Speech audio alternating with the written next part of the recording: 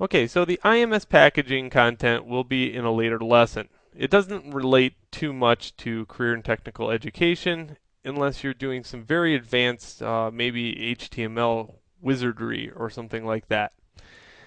All right, we got the inputs to the student brain. These are all the inputs. Okay, many different kinds, and use your imagination now. Keep it simple, but inside these, you can have very complex scenarios where they're going out to the internet, reading something, coming back. You can have video, whatever, attached to these, as seen in later lessons. But now, how about the other focus? How about we get something back from the student?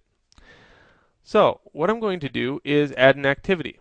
Let's say in Microsoft Word, the student has got an assignment done and you now need it turned in.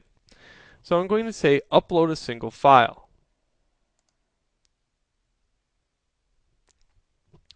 Now, how would you label these? If you're going to grade with Moodle, or if you're going to grade with a grade book, I would label these very descriptively, like, let's say this reading assignment, and I'm going to put topic 1. Why? Because it's in topic 1, and I'll show you where topic 1 is back when we go back here.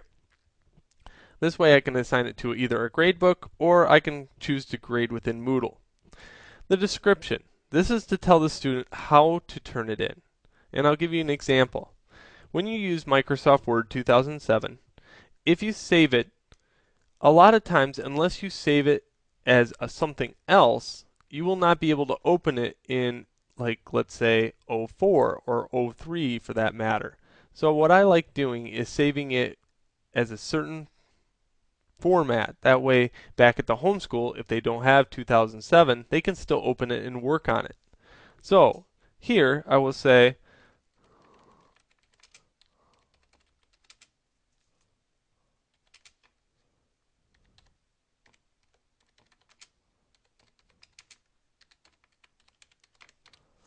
please upload a 97 through 2003 Word document.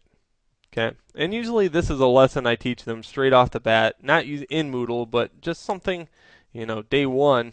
If you're doing a paper for me, I definitely show you this feature, and I'll show you this here in a little bit. Okay, now grades. Okay, now we have grading all the way up to no grade or just grade of 100. Now, it all depends if you're using an external gradebook or an internal Moodle gradebook. Now, I'm going to say, for the example, I'm going to leave this alone. That way I can show you how to grade within Moodle. Keep note, if you're in CTE at the Career Center that I work at, this is one of those things that you might not want to grade in two different locations. So we're going to have to adopt this to whatever mandated thing that came down the pipes. That way we're not grading in two spots, which is really annoying. Okay, so available from and due date. If I wanted to close the door on the student so they couldn't upload the Microsoft Word document after a certain time and after a certain date, I could do that. Here's a little bit of warning that I've used this for several years now. This door closing will close on you, and then it becomes a complete pain when you have 22 students going, hey, I forgot to upload this, and you have to go back in here and open the door. So I would govern this somewhere else. Again, if you want to be really mean about it and you want to do it, you could. I'm going to disable this, however. And if you enabled it, you have to hit yes, and it will not allow the student to ever upload anything again. I like revision, so. Allow resubmitting, yes. Email alert teachers. If you have the email set up correctly, it will email you every time a student completes an assignment. This can get a lot of emails, so I probably wouldn't use this feature either. 1 meg, let's say that because I want to put a cap on it. And visible to groups. We'll go over groups later. And visible show or hide. I'm just going to save this and show you exactly what this looks like. Okay, please upload a 97/2003 Word document. Of course, this could be very, very, very detailed. It could say, well, I want, So some kind of MLA formatting, cited paper, whatever.